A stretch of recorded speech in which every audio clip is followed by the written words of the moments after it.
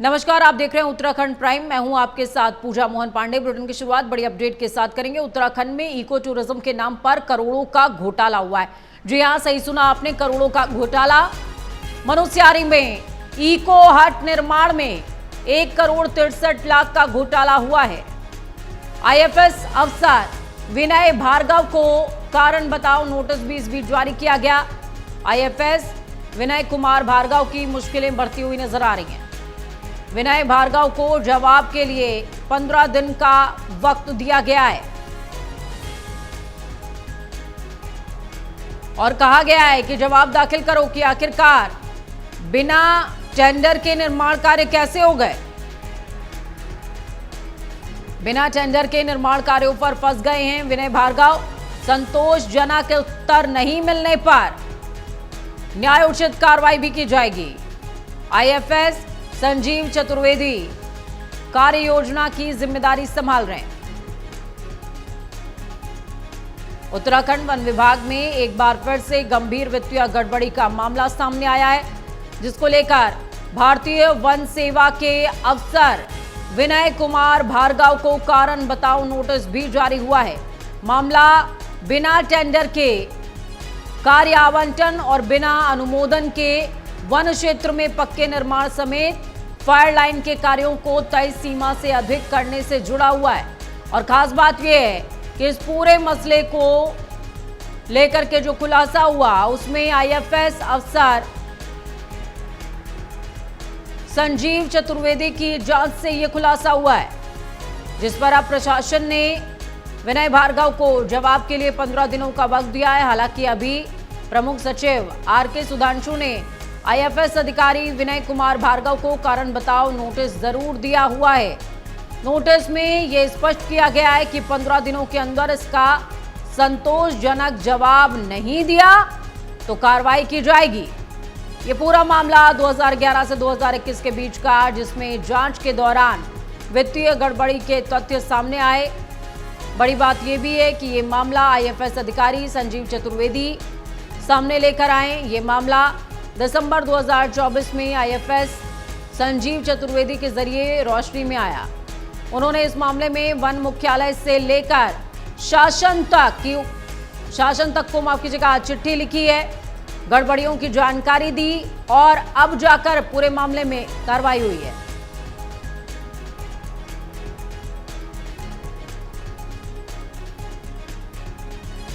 मनुस्यारी में इको हट के निर्माण में घोटाला हुआ है।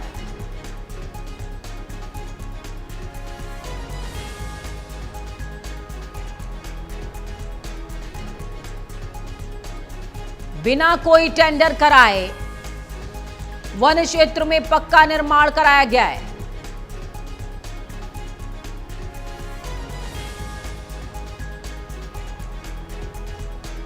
मनुस्यारी में 1,63,00,000 का घोटाला हुआ है, जिसमें आईएफएस अफसर विनय भार्गव पर शिकंजा कसता हुआ नजर आ रहा है। विनय भार्गव को कारण बताओ नोटिस भी जारी किया गया है और अगर उन्होंने 15 दिनों के अंदर इंफॉर्मेशन शेयर नहीं करी, संतोषजनक जवाब नहीं दिया तो उनकी मुश्किलें और ज्यादा बढ़ सकती हैं।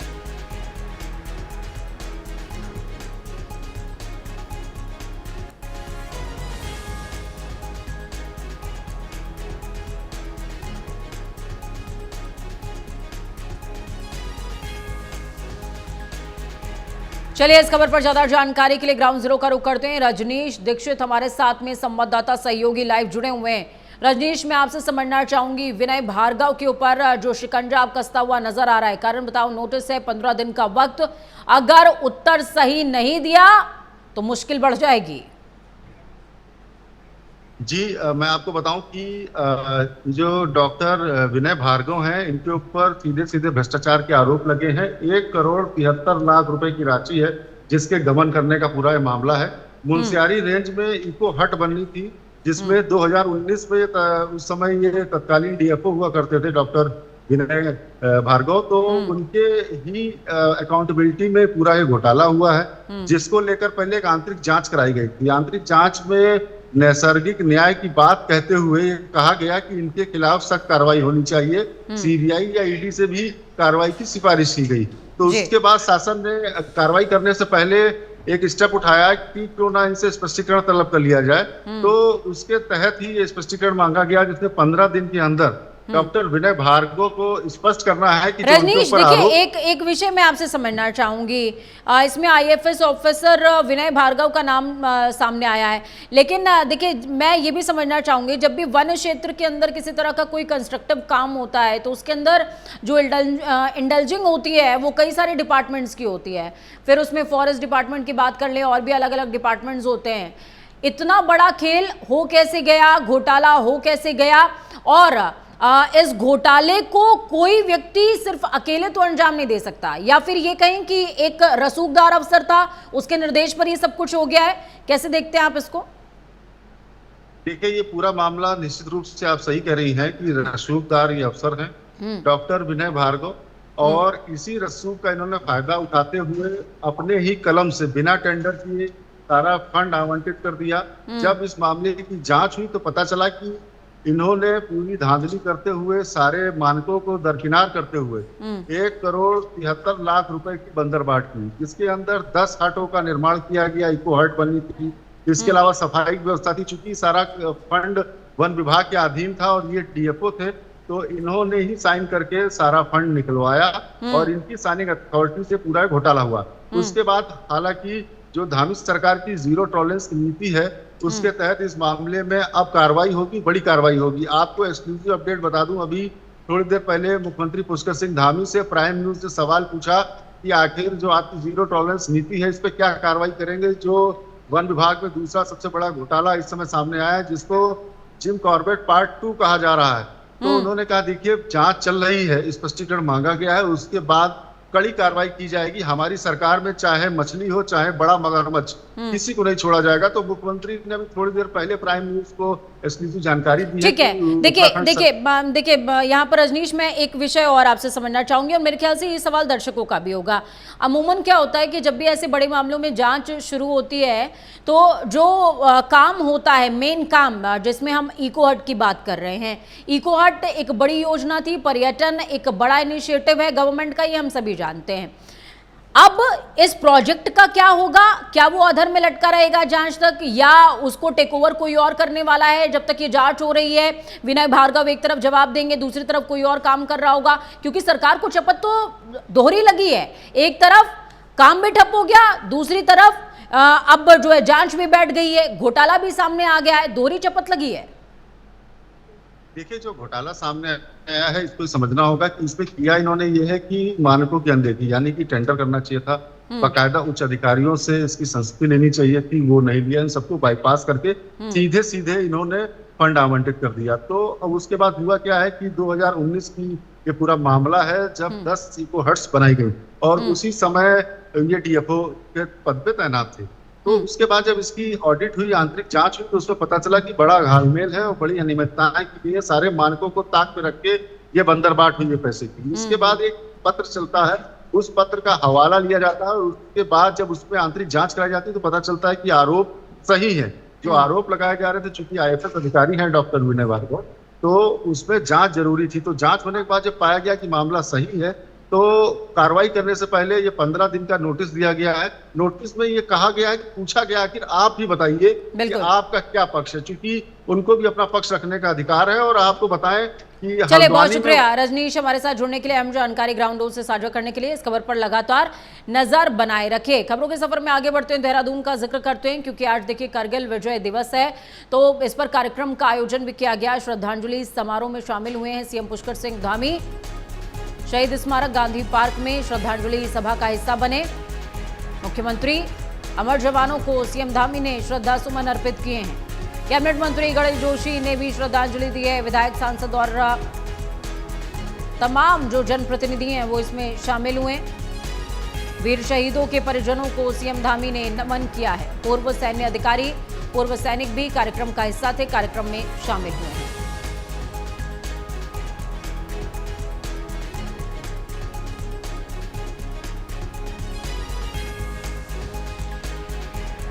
तो ये तस्वीरें आपको दिखा रहे हैं गणेश जोशी और मुख्यमंत्री पुष्कर सिंह धामी एक साथ श्रद्धा सुमन अर्पित करते हुए।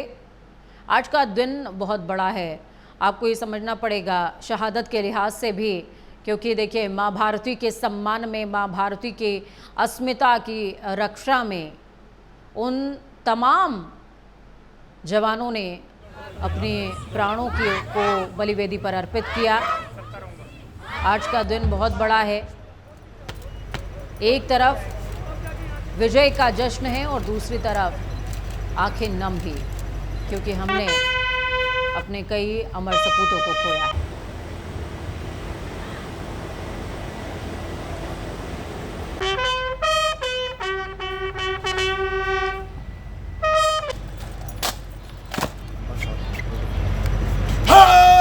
जो गौरव मिला ऐसे हम सबके बीच में हमारे। तो देहरादून में कारगिल विजय दिवस का कार्यक्रम लगातार आयोजित हो रहा है और इस बीच श्रद्धांजलि समारोह में शामिल हुए गुरमीत सिंह सोढ़ी। अमर जवानों को गुरमीत सिंह ने श्रद्धांजलि दी है। बड़ी अपडेट आपके साथ में साझा कर रहे हैं। कारगिल विजय दिवस के मौके पर उत्तराखंड के राज्यपाल लेफ्टिनेंट जनरल गुरमीत सिंह सोढ़ी ने कहा कि आज देहरादून में उन लोगों को श्रद्धांजलि दी गई जिन्होंने हमें कारगिल संघर्ष में विजय दिलाई। हमारे लिए ये सबक सीखना जरूरी है कि उन्होंने हमारे लिए ये कैसे किया। आज जब हम आंकड़ों को देखते हैं, हम विवरणों को देखते हैं, तो ऐसा लगता है कि 527 सैनिकों ने अपने जीवन का बलिदान कर दिया। हमारी जिम्मेदारी है कि हम उनके बहादुर परिवारों की देखभाल करें और उनके बच्चों की देखभाल करें। मुझे बहुत खुशी है कि हर सैनिक और हर परिवार यहाँ आया है ताकि हम सामूहिक रूप से उन्हें श्रद्धांजलि दे सकें।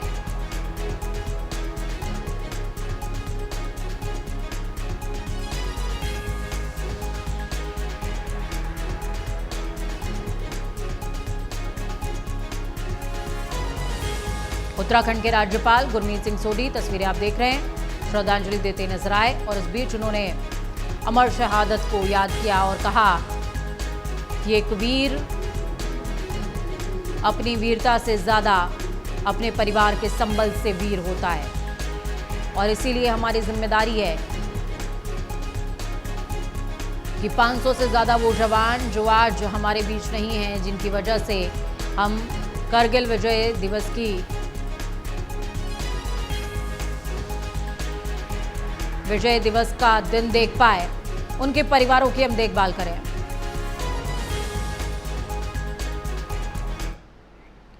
तो चलिए सीधे आपको लिए चलते हैं। पीयूष गोयल प्रेस कॉन्फ्रेंस कर रहे हैं, क्या कुछ कह रहे हैं सुनिए। क्या भारत उभरती हुई अर्थव्यवस्था है, भारत में आज अपनी क्षमताएं हैं और भारत आज किसी भी स्पर्धा से डरता नहीं है, मजबूती से आगे बढ़ता है।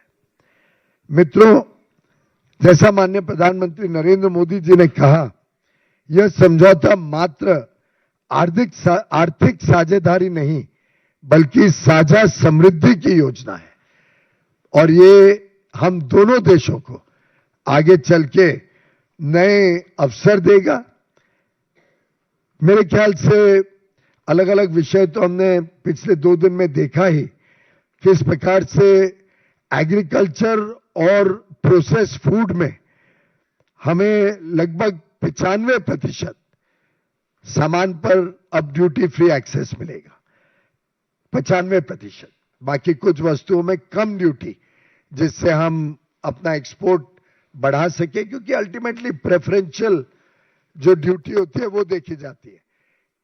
हमारी स्पर्धा में जो दूसरे देश खड़े हैं उनके सामने हम स्पर्धा में कैसे कम ड्यूटी से आगे व्यापार कर सके। इसी प्रकार से हमारी स्पाइसेस जो मिर्चियां हैं उनको पूरी तरीके से अब ड्यूटी फ्री एक्सेस यूके में मिलेगा। ये मैं इसलिए विशेष कह रहा हूं क्योंकि 50 लाख से अधिक साउथ एशिया के लोग यूके में रहते हैं। 18 लाख तो भारत मूल निवासी है, बाकी सब देशों को गिने तो 50 लाख।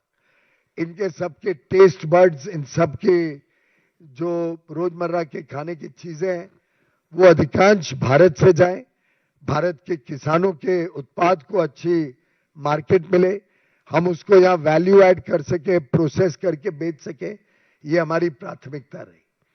इसी प्रकार से अब 99% जो मछुआरों का, फिशरीज का जो सामान यूके जाता है, 99% को अब ड्यूटी फ्री एक्सेस यूके में मिलेगा।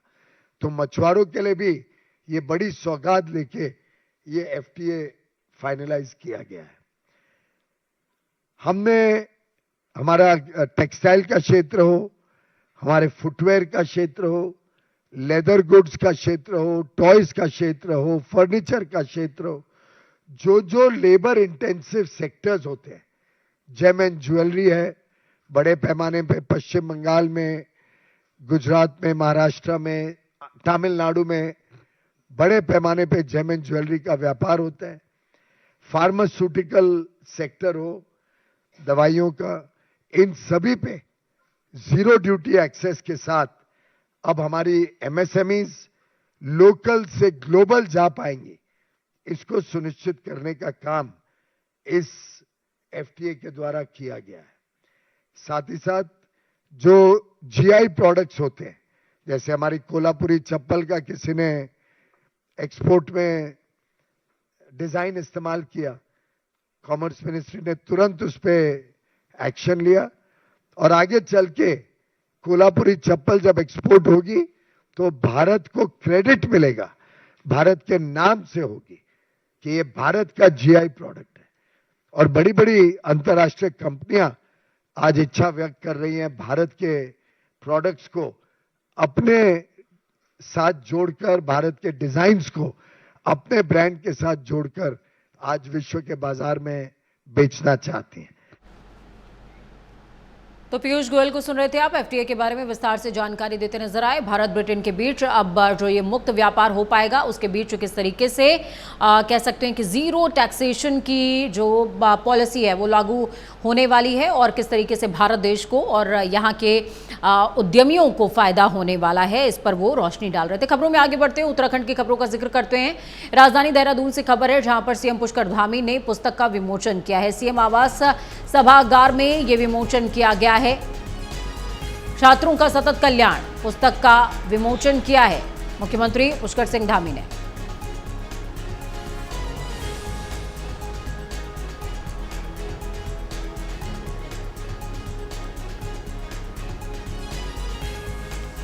छात्रों का सतत कल्याण पुस्तक का विमोचन मुख्यमंत्री पुष्कर सिंह धामी ने किया है। ये तस्वीरें आपको दिखा रहे हैं। सीएम आवास सभागार में ये विमोचन किया गया है।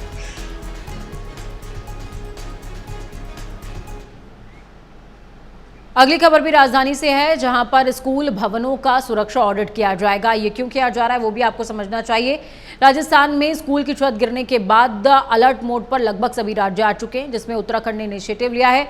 सीएम पुष्कर सिंह धामी ने निर्देश जारी कर दिए हैं। उन्होंने कहा कि पुलों का भी सुरक्षा ऑडिट होना चाहिए, न सिर्फ स्कूलों का बल्कि पुलों का भी। देखिए, बरसात अतिवृष्टि का जब समय रहता है तो अतिवृष्टि के समय पर चाहे जर्जर स्कूल हो या जर्जर ब्रिजेस हों, दोनों ही सिचुएशंस में लोगों को जान माल का नुकसान हो सकता है। और इसी के मद्देनजर राजस्थान की घटना के बाद मुख्यमंत्री पुष्कर सिंह धामी ने इनिशिएटिव राज्य के लिए लिया है और कहा है कि स्कूलों की दुरुस्ती और पुलों की दुरुस्ती दोनों को जांचा जाए।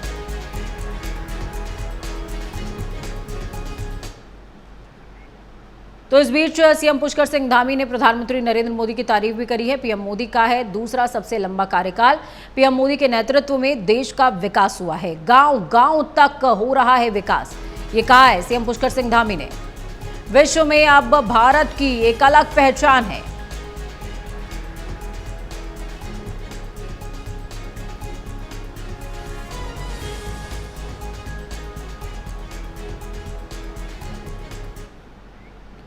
देहरादून से ये अपडेट है जहां पर एलयूसीसी घोटाले में बड़ा अपडेट सामने आया है। सीबीआई जांच की माफ कीजिएगा मंजूरी मिल गई है। सीएम पुष्कर सिंह धामी ने जांच की अनुमति दे दी है। कांग्रेस ने किया फैसले का स्वागत, जांच हो तेज। सूर्यकांत धस्माना कह रहे हैं कि जांच तेज होनी चाहिए। जांच की सिर्फ अनुमति मिल जाना ही काफी नहीं है, बल्कि जांच तेज भी होनी चाहिए।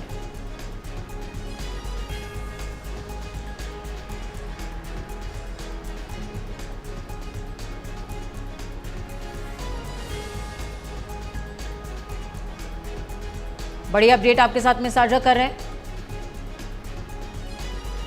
सीएम पुष्कर सिंह धामी ने जांच के आदेश दे दिए हैं।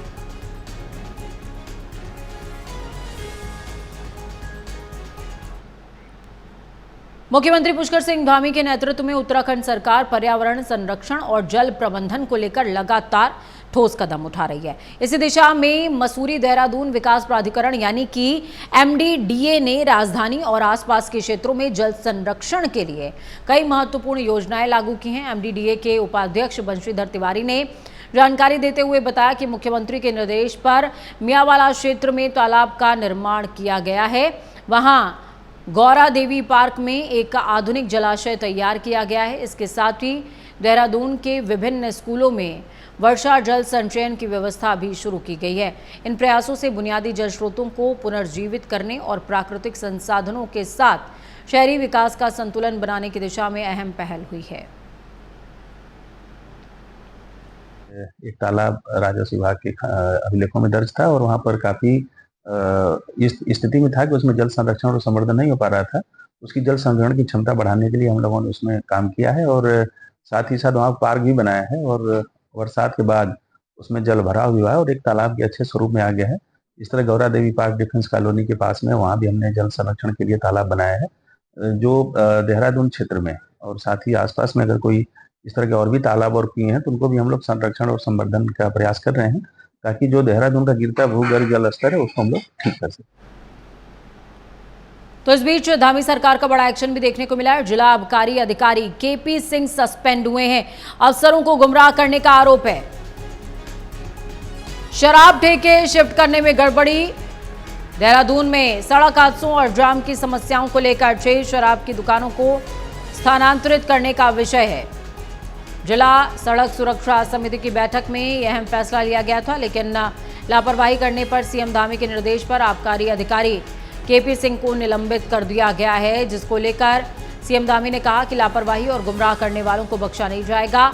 तो वहीं दूसरी तरफ सीएम धामी के इस एक्शन की प्रशंसा करते हुए मीडिया प्रभारी मनवीर चौहान ने बताया कि भ्रष्टाचारी और लापरवाह बड़े छोटे सभी अधिकारियों के लिए प्रदेश में धामी सरकार लगातार कार्रवाई कर रही है।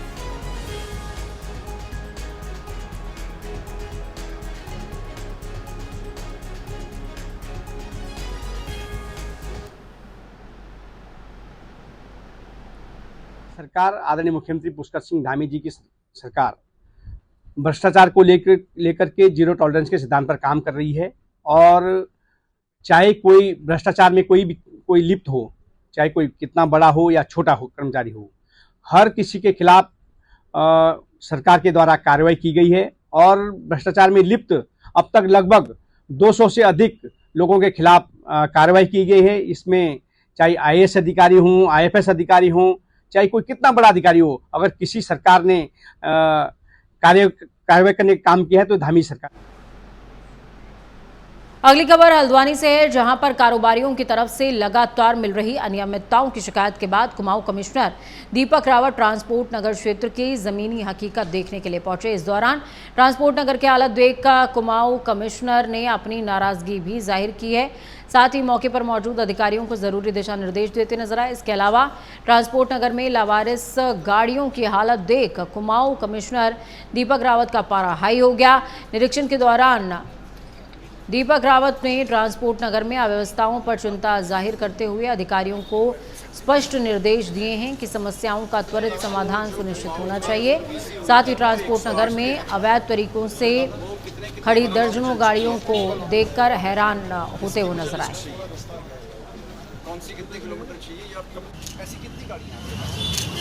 जगहों से ट्रांसपोर्ट नगर में जो समस्या है उसके बारे में मुझे पता चल रहा था, तो आज इसका इंस्पेक्शन सभी जो कंसर्न डिपार्टमेंट्स हैं उनके साथ यहाँ पे किया गया है। सबसे पहली प्रॉब्लम तो यहाँ पे ये है कि जो लावारिस गाड़ियाँ हैं, लावारिस भी अब 2 तरह की हैं। एक तो जो कई सालों से पड़ी हुई हैं यहाँ पे, जिनको ढूंढने का हमने कभी प्रयास नहीं किया गया। कुछ ऐसी हैं वो एक्सीडेंट की वजह से आई हैं पर उनके मालिक उनको क्लेम नहीं कर रहे हैं, तो उसमें तो पुलिस से कहा इनको सूचीबद्ध करें। अगर ये माल मुकदमाती हैं तो जो इसका कोर्ट से प्रोसीजर है, कोर्ट को इंटीमेट करके वीडियोग्राफी कराने के उपरांत इनको छुड़वा दें। बाकी जो गाड़ियां यहाँ पे हैं जो कि इसको केवल एज ए पार्किंग यूज़ कर रहे हैं, उसके लिए हम कोई यूज़र चार्जेस तय कर देंगे जो उनको पे करने पड़ेंगे, और उसके बाद भी जो पे नहीं करेगा और गाड़ी ले जाएगा भी नहीं तो उस पर जो भी एमवी एक्ट में कार्रवाई है उसको किया जाएगा। देहरादून में स्वतंत्रता संग्राम सेनानियों के उत्तराधिकारियों को जिला प्रशासन ने बड़ी सौगात दी है, जहां जिलाधिकारी सविन बंसल की अध्यक्षता में आयोजित बैठक के दौरान जब स्वतंत्रता सेनानियों की पहली पीढ़ी के परिजनों ने स्मार्ट सिटी और रोडवेज बसेस में निःशुल्क यात्रा की मांग उठाई, जिसको लेकर जिलाधिकारी ने आदेश जारी करते हुए स्मार्ट सिटी बसों में फ्री यात्रा सुविधा लागू कर दी है। इस दौरान जिलाधिकारी ने कहा कि सीएम के सख्त निर्देश हैं कि स्वतंत्रता संग्राम सेनानी और उनके उत्तराधिकारी हमारे लिए सर्वोपरि हैं। साथ ही स्मार्ट सिटी बसों में इस सुविधा की जानकारी देने के लिए विशेष फ्लैग्स भी लगाए गए हैं। फिलहाल उत्तराखंड प्राइम में खबरों का सफर यहीं तक। बुलेटिन में इतना ही। तमाम अपडेट्स के लिए देखते रहिए प्राइम न्यूज़, क्योंकि सच जरूरी है।